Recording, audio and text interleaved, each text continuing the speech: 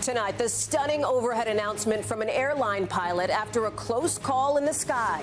The pilot of a Delta flight explaining a near miss with what he described as a B-52 bomber directly in their path. Passengers applauding his quick thinking after an emergency maneuver. One person on board telling our team the plane ended up sideways. The big question tonight, how could this happen? Another dangerous weather weekend, grapefruit-sized hail in Nebraska. And here in the D.C. area, floods and rescues. Look at that. Near record-high temperatures in Orlando and Tampa, and where the heat is heading next. President Trump marking 6 months in office today, but it's a moment overshadowed by the firestorm around the Jeffrey Epstein case and the backlash from his base. An off-duty Border Patrol agent shot in New York during an attempted robbery. The Department of Homeland Security saying the suspect entered the country illegally. Violence erupting in Syria just months after its new government took power. Intense gunfire forcing our team to take cover, and new concerns for what's next in the region. You've heard of self-driving cars, but now self-driving shuttles could be the future of public transportation. And there's good news tonight about a community stepping up to write the next chapter of this couple's love story. This is NBC Nightly News with Hallie Jackson. Good evening. We start tonight with what sounds like a stunning scene thousands of feet above North Dakota, with a Delta flight narrowly avoiding a collision with a military plane, according to the pilot, telling passengers he had to bring the plane around fast to avoid what he described as a B-52 coming their direction. Listen. Sorry about the aggressive maneuver. It caught me by surprise. This is not normal at all. One person on board the regional flight describing going completely sideways when it happened. You can see it on the radar here. Look at this. From Minneapolis, the flight, and then that loop before it landed safely in Minot, about 15 minutes from an Air Force base that houses B-52 bombers. It comes as there's an intensified spotlight on commercial flights sharing airspace with military aircraft, 6 months after that deadly D.C. crash involving an American Airlines flight and a Black Hawk helicopter. Our Maggie Vespa reports.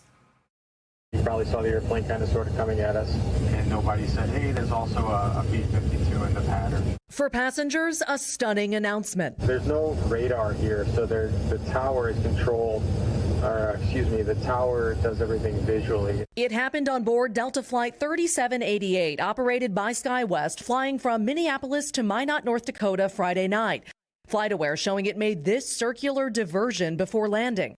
The pilot filmed by a passenger reliving his conversation with air traffic control before a near collision with, he said, a B-52 bomber. He said, turn right. I said, there's an airplane over there. And he says, turn left. And then by the time we read back the clearance, looked over and saw the airplane that was kind of coming on a converging course with us. The pilot said he opted to make the sudden move given the military aircraft's speed. Sorry about the aggressive maneuver. It caught me by surprise. This is not normal at all. Long story short, it was not fun, but I do apologize for it, and thank you for understanding. It was kind of not a fun day at work. Minot International Airport is roughly 13 miles from an Air Force base. Tonight, the Department of Defense referring NBC News' questions to the FAA, who says they're gathering information on what happened. SkyWest saying it's investigating, adding the plane landed safely but performed a go-around. I just remember the plane going like sideways like that. Monica Green is the passenger who filmed this video. It just made me so sick to my stomach that was so close to happening. The shocking near miss comes just 6 months after a military helicopter collided with a passenger plane near Reagan National Airport in D.C., killing 67. Recent incidents that make frequent flyers like Green weary. I'm very anxious about the idea of going back to that airport and flying home. And Maggie Vespa joins us now from Chicago O'Hare Airport. Maggie, based on your reporting, where might investigators focus first after this incident? Yeah, so Hallie, one aviation expert tells us they'll likely look at what sort of flight path information was being shared between the Air Force Base and the airport, which that pilot said didn't have its own radar, something that's not uncommon with smaller airports. Hallie. Maggie Vespa, thank you. Across the country, some 64 million of us are bracing for intense heat, hotter than normal in some spots, even for July, after new water rescues in a year that's already seen a record number of flash flood warnings. Here's Maya Eaglin. Tonight, torrential rain triggering dangerous flash floods across the country. Millions under flood alert from Missouri to West Virginia. Super soaker storms outside Washington last night, prompting water rescues like this. Men in bathing suits wading in waist-deep water, pulling people out stranded in their car. It is just completely flooded. I've never seen it like this. In 20 years I've been living here, I've never seen it this bad. This man went to help his wife and daughter after they got stuck in floodwaters. It was seconds, and then it was just a little water, and then the water just rushed so quick. She didn't have a chance to react. Over in Nebraska, hail smashing this windshield.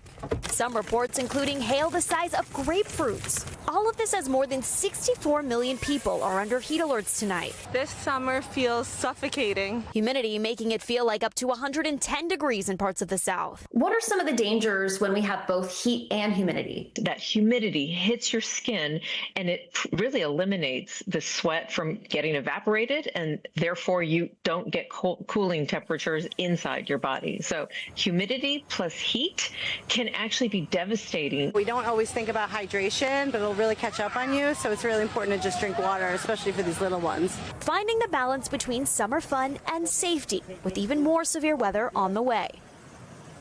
Maya Eaglin is joining us now live from Brooklyn. And Maya, for a lot of folks, it is only going to get hotter from here. Yeah, Hallie, much of the country is going to bake this week, at least through Thursday. That 110-degree heat index is still going to be a reality for millions of people, and that means days of relentless high temps. Hallie? Maya Eaglin, thank you.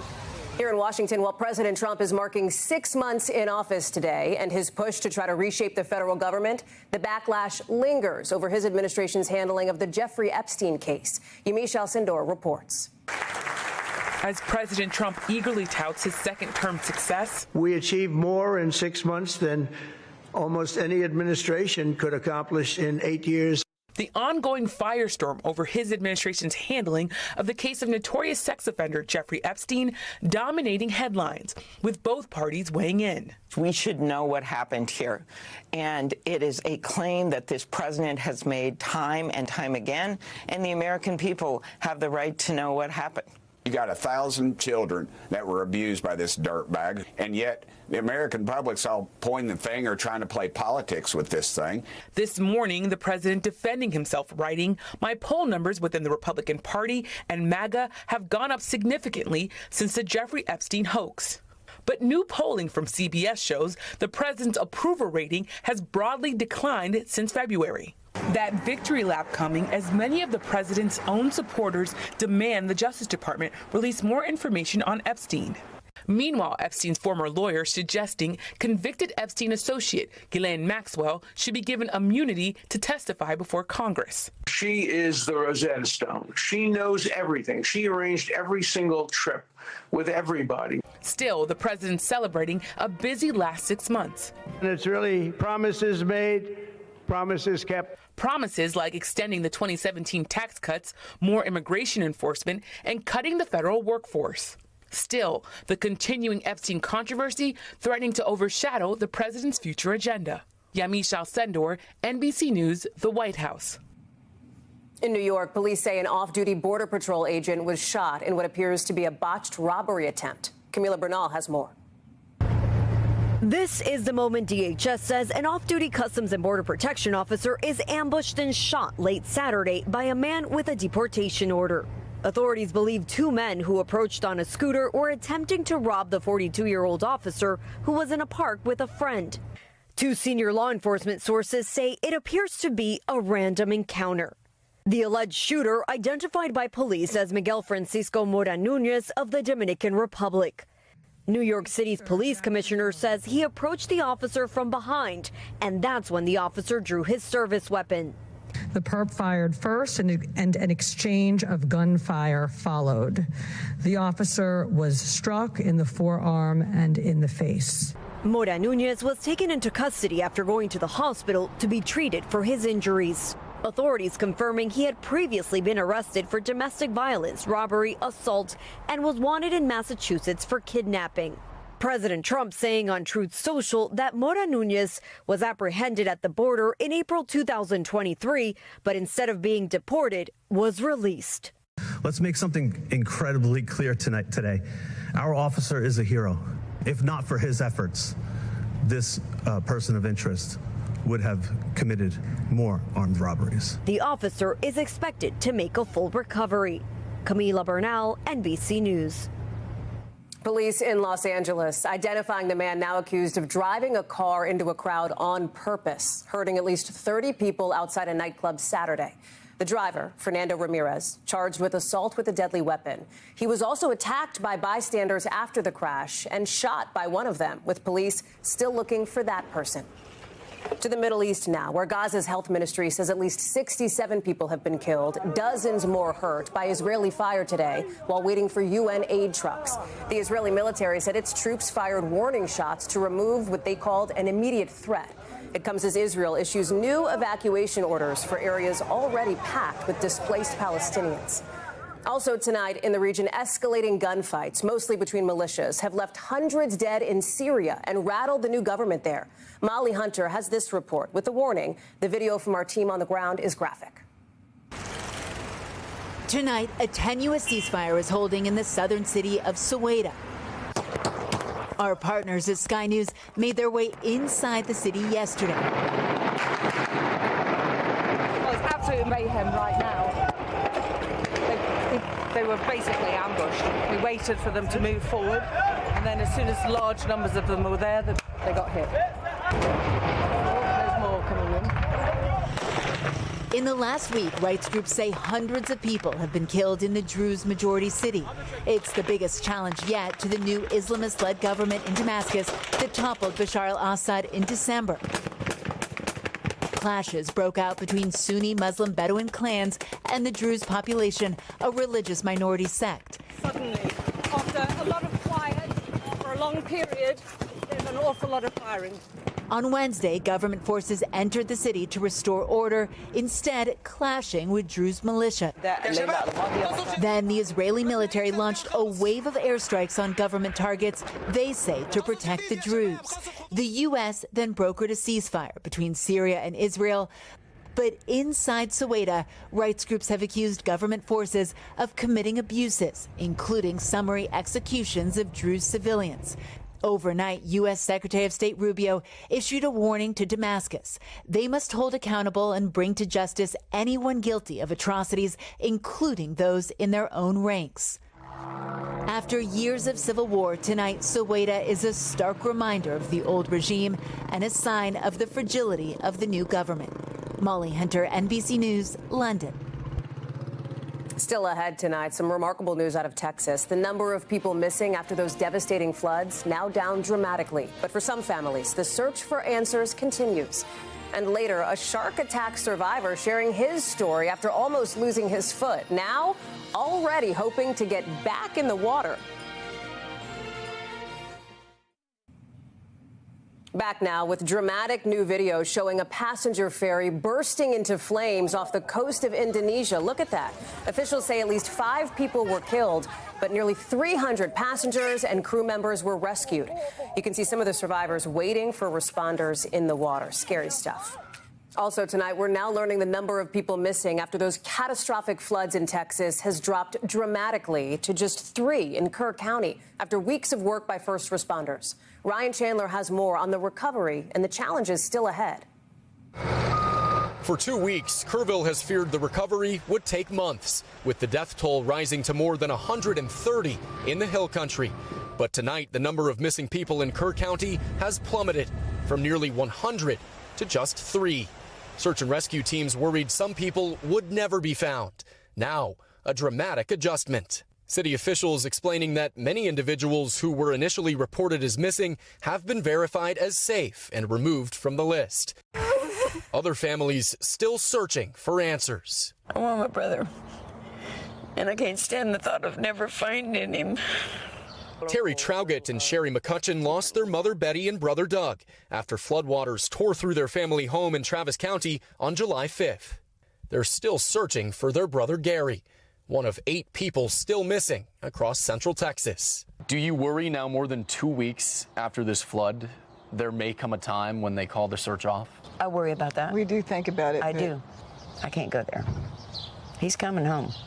Governor Greg Abbott has promised search and rescue teams will not stop until every person is accounted for, as state lawmakers head to Austin tomorrow for a special legislative session. We're going to look for strategies that we can pass laws on that will make preparation for these types of events better in a way that puts Texas in a better position going forward than we were before this devastating storm hit our state.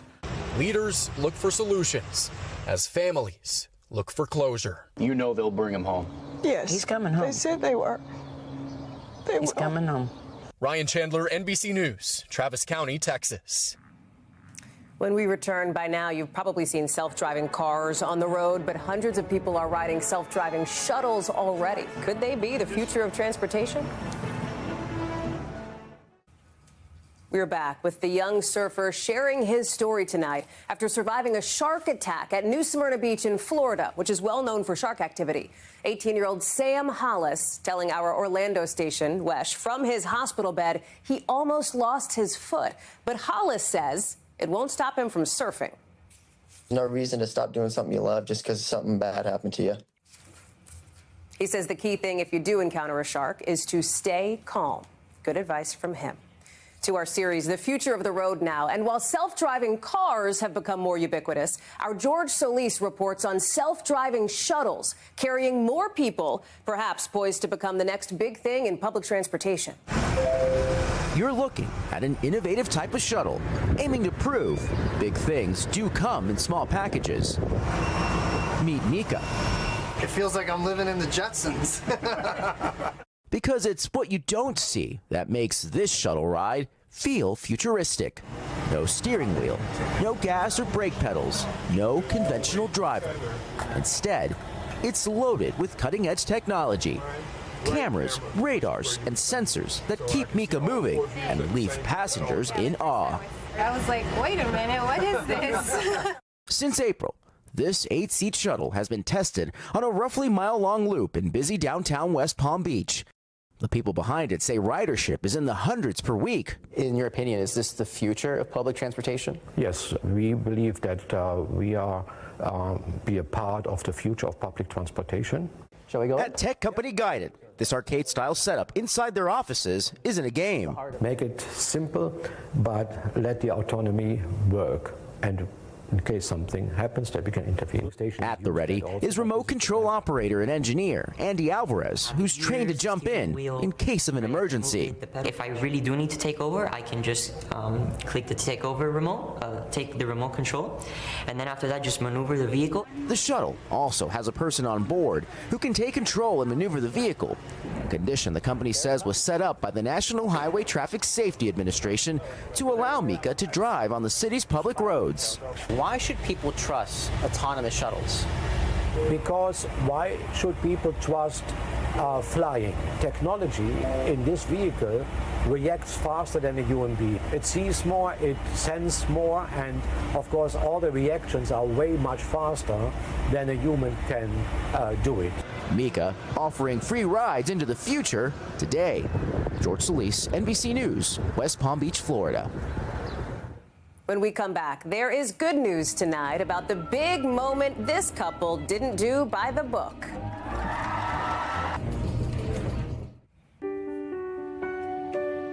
There is good news tonight about the kindness of strangers at one local library and picking the right place to start the next chapter. For newlyweds Katie Letty and Vincent Bauer, the journey to I Do looked a little different. Welcome, Katie and Vincent, your families and your friends, and patrons of Arlington County Public Library. They didn't just win the game of love, but a contest and a wedding from the Arlington Public Library. How did you propose to Katie? So there was no proposal. We got married when we won the library contest. You know, we've been together 13 years. So for us, getting married was truly about having the big party and celebrating with the community. Their love story began when they met in Chicago during college. After graduating, Katie got a job in Boston and Vincent got his PhD in California. Despite the distance, they made it work. We balance each other out. And I think that's what makes us such a great team.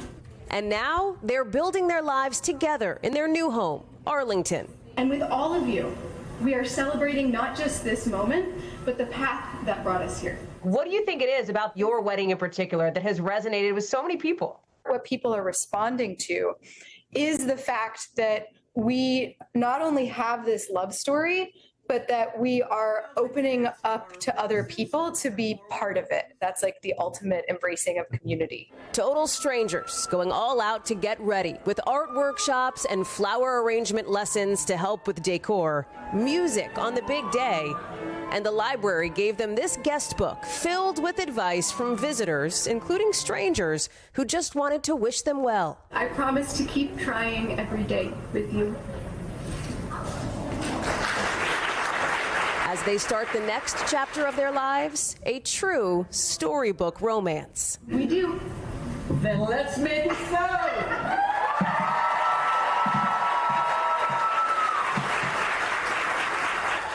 And a big congratulations to them. That's Nightly News for this Sunday. Tom will be back tomorrow. I'm Hallie Jackson. For all of us here at NBC, thanks for watching and have a great week.